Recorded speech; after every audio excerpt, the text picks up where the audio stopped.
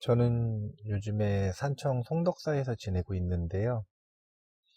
송덕사에서 있다 보면 산불 예방 방송이 주기적으로 들립니다.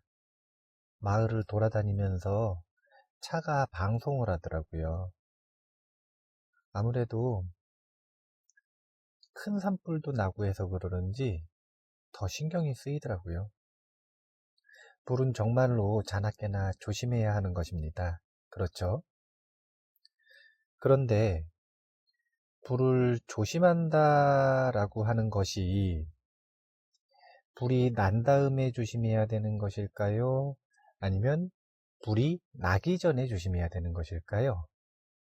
무엇이 더 지혜로운 건가요? 우리는 분명히 압니다.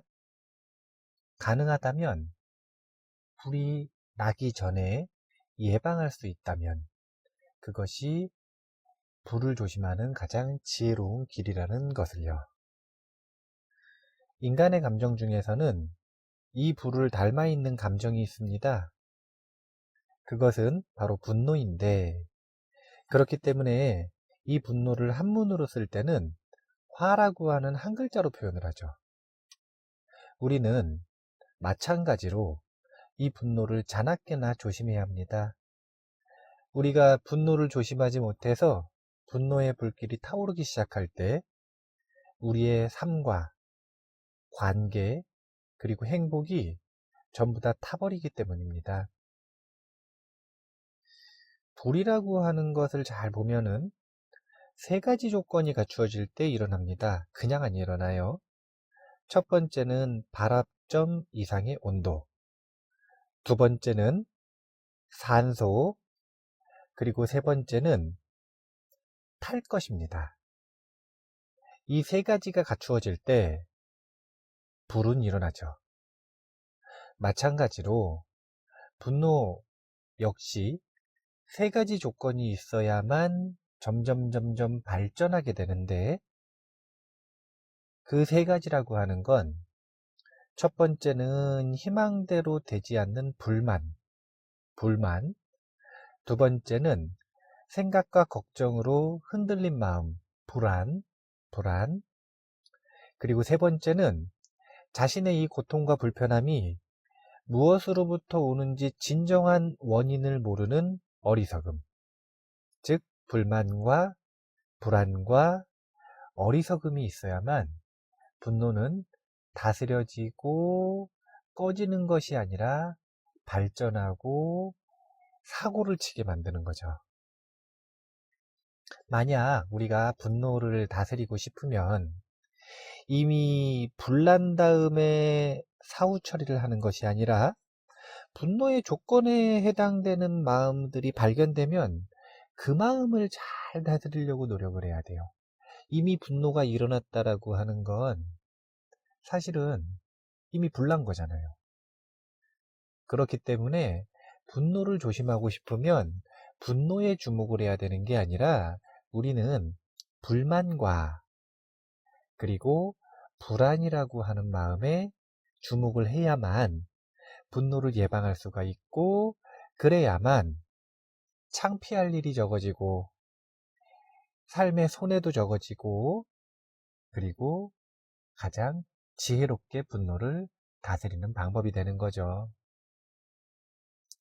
그러면 불만과 불안 중에 불만이라고 하는 마음은 도대체 왜 생길까? 이것을 보고 싶으면 우리나라 말 중에 분노하는 상황을 표현하는 문장들을 보면 그 힌트가 있습니다. 우리가 분노한다 라고 할 때 뭐라고 보통 표현을 하냐면 뚜껑이 열린다 이렇게 표현을 해요. 뚜껑이 열린다. 그러면 뚜껑이 열리기 전의 감정은, 전의 상황은 어떻게 표현을 하느냐, 뭐라고 표현을 하냐면 왜 자꾸 나를 건드냐 이렇게 표현을 합니다. 여기 아주 중요한 힌트가 있어요. 건든다라고 했는데 뭘 건드느냐 이거죠. 이게 되게 중요한 힌트예요. 누가 왜 자꾸 나를 건드냐 할 때 몸을 건드는 건 아닐 수 있잖아요. 그럼 결국은 마음을 건드는 건데 어떤 마음을 건드는 것이냐, 이것이 매우 중요한 힌트예요. 누가 나를 건든다라고 표현을 할 때 뭘 건드는 거냐면요, 내가 가지고 있는 기준, 내가 집착하고 있는 기준을 건드는 겁니다. 이게 왜 중요하냐면 불만이라고 하는 것이 생기는 원리를 우리가 알 수 있기 때문에 그래요. 불만은 상황이 나빠서 생기는 것이 아니라 자신이 희망하는 바가 있고 그 희망하는 바가 기준이 돼서 그 기준에 집착을 하고 있는데 그 희망하는 것과 상황이 다르니까 생기는 거예요. 자기가 희망하는 바에 집착하고 있는데 그 희망하는 데대로 되지 않으니까 이 기준을 건들게 되는 거죠. 그러니까 상황이 나빠서 불만이 생기는 게 아니라 내가 그 상황과 다른 특별한 상황에 집착하고 있기 때문에 불만이 생기는 겁니다. 그래서 전통적으로 분노가 일어나는 것에 대해서 불교에서는 탐욕 때문에 일어난다 이렇게 표현을 합니다. 불만이 일어나는 이유는요, 희망하는 바에 대해 아주 강렬하게 집착하고 있기 때문에 불만이 생기는 거예요. 예를 들어보자면 커피숍을 갔다고 보죠. 근데 어떤 사람이 커피 맛을 잘 아는 거예요. 원두가 어떤 맛인지, 어떻게 뽑아야 맛이 있는지, 어떻게 로스팅을 해야 되는지, 어떤 맛이 언제 느껴져야 되는지 이런 걸 아주 잘 아는 전문가라고 생각을 해보세요. 그러면 어떤 일이 벌어지냐면 그 커피숍에 가서 커피를 뽑아서 마셨는데 그 커피가 맛이 없을 경우가 있어요. 그러니까 자신이 생각하던 기준에 못 미칠 수가 있는 거죠. 그럼 어떻게 되냐면요, 불만이 생길 수 있습니다. 어쩌면 화를 낼 수도 있습니다. 여기에서 중요한 건 뭐냐면요, 커피 맛을 모르는 사람이 있어요. 그런데 커피 맛 취향이 없지만 커피를 좋아하는 거예요. 그게 누구냐면 저거든요. 근데 저 같은 경우에는 사실은 어떤 커피숍에 가도 다 맛있어요. 내가 뽑아도 커피가 맛있고, 휴게소, 고속도로 휴게소에서 커피를 마셔도 맛있고, 어떤 브랜드의 커피숍을 가도 사실은 맛있게 느껴지는 거예요. 감사하게 느껴지는 거예요. 만족할 수 있는 겁니다. 여기 아주 중요한 분노를 다스리는 힌트가 있어요. 이런 표현을 하죠. 나는 호불호가 명확하다. 나는 취향이 분명하다. 이거 되게 위험한 거예요. 뭐가 위험하냐면 분노하기 딱 좋은 조건입니다. 취향이 분명하다, 기준이 뚜렷하다는 거죠. 기준에 대한 집착이 있다는 겁니다. 호불호가 명확하다, 싫은 거 싫다 이거 아니에요. 기준이 있고 역시 기준에 대한 명확한 집착이 있다는 겁니다. 그러면 너무 쉽게 불만을 만들어내고요. 불만에 노출되는 순간 우리는 분노할 준비가 완전히 갖추어진 것이다. 이렇게 보면 됩니다. 그렇기 때문에 사실은 수행자에게 있어서는 조금 취향이 뚜렷하지 않은 게 좋아요. 그냥 이것도 저것도 다 좋은 게 좋습니다. 사실은 취향 자체가 없는 게 가장 유리해요. 뭐에 유리하냐면 분노라고 하는 적을 다스리는 수행에 유리합니다. 커피 맛을 잘 아는 게 중요할까요? 아니면 분노를 잘 다스리는 게 더 중요할까요? 그 다음 조건은 불안이죠, 불안. 불안하다라고 하는 건 마음이 흔들린 거예요. 그런데 이 마음이 흔들리는 상황이라고 하는 건 결국은 걱정과 생각이 많은 겁니다. 그러면 걱정과 생각이 누가 많으냐 이거예요. 그것은 견디는 힘이 적은, 이제 이것을 보통 표현할 때 뭐라고 표현을 하냐면 예민한 사람들이 걱정과 이 생각이 많습니다. 예민하면 잠도 잘 못 자죠. 예민하면 사람들 많은 데도 잘 못 가죠. 사람들 많은 데서 자는 건 더 어렵죠. 사람들하고 밥도 잘 못 먹습니다. 예민하니까요. 이 예민함이라고 하는 성질은 자신이 희망하지 않는 상황이 벌어지는 걸 견디지를 못하는 거예요. 마음이 너무 쉽게 흔들리는 거죠. 그렇기 때문에 이 흔들린 마음 위에서는 정말로 분노가 활동을 하기가 좋아요. 마음이 평온하게 깨어있음의 힘으로 잘 보호되고 있는 순간에는 분노라고 하는 번뇌가 들어올 자리가 없습니다.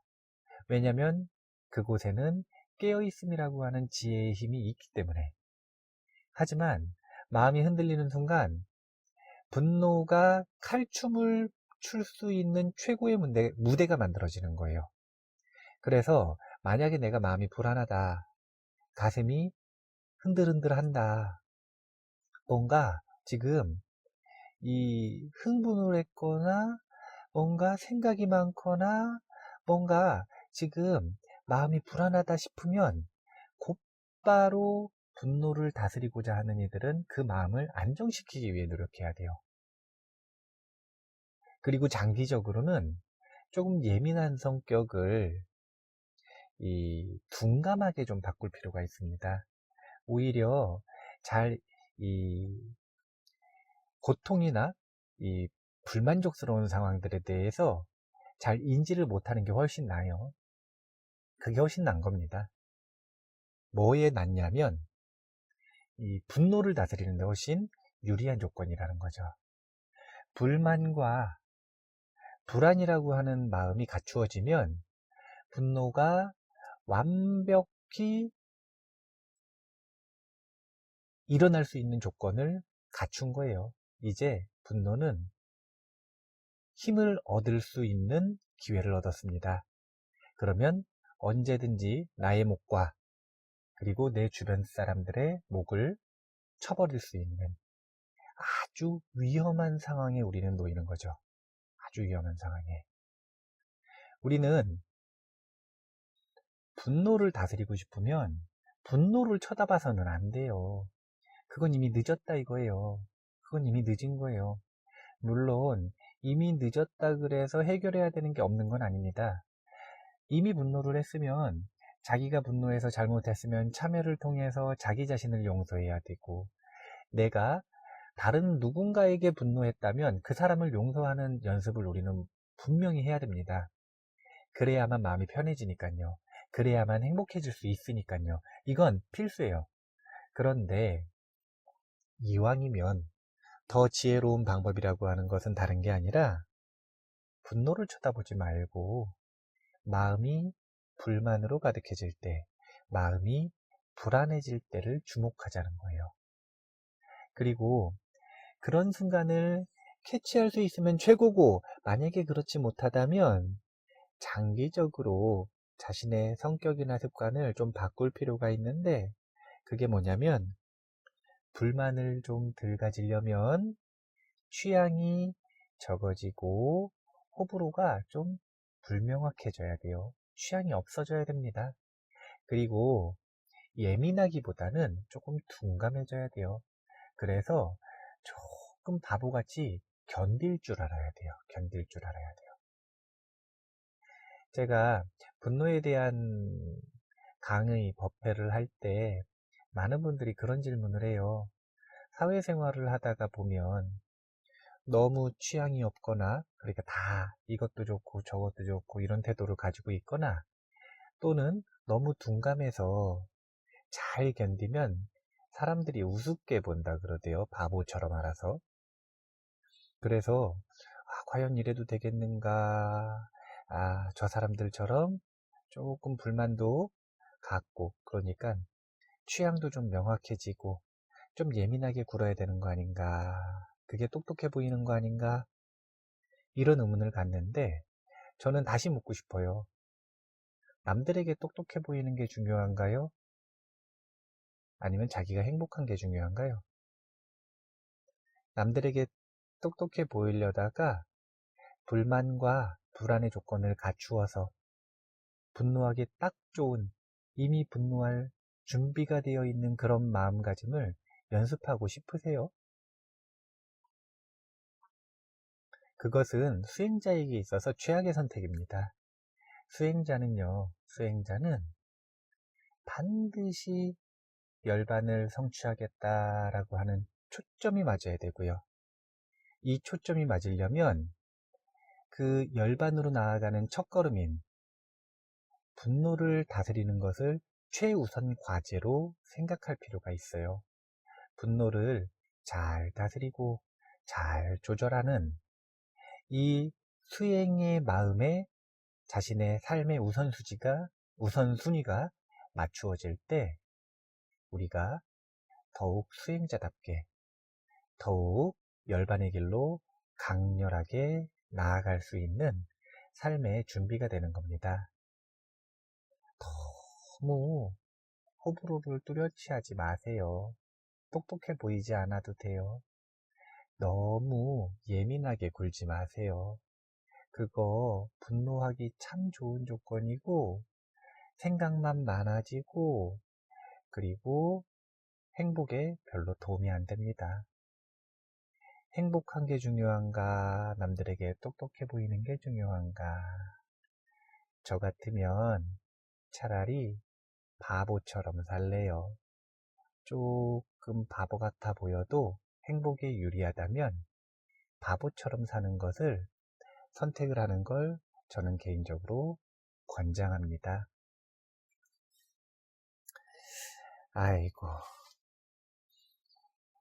우리가 이 현대 사회를 살아감에 있어서 분노 사회라고도 하고 혐오 사회라고도 하는 지금 이 시점을 사는데 다 다른 사람들 다 취향이 뚜렷해서 불만을 잘 갖고 또 대부분의 사람들이 예민하게 굴어도 우리 한 명부터 이 음성 법문을 들으신 한 분 한 분부터 조금 바보 같아지기 위해 노력을 한다면 그러면 우리가 이 전체 사회의 모든 분노를 해결할 수는 없어도 내 주변에 분노의 바이러스가 강렬하게 번져나가는 것은 조금쯤 예방할 수 있지 않을까라는 생각을 합니다.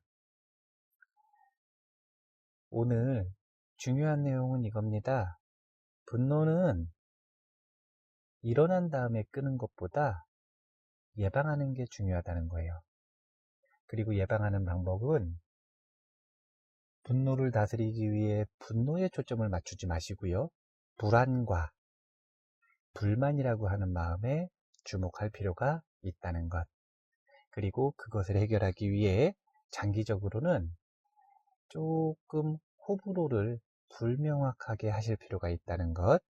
그리고 견디는 힘을 키우는 좀 둔감한 체질로 바꾸는 것이 좋다는 것. 이런 내용들을 바탕으로 삶의 분노를 꼭 풀어내시기를 바라겠습니다. 삶이 더욱 가치 있고 행복해지시는 수행을 매일매일 이어나가셨으면 좋겠어요. 감사합니다.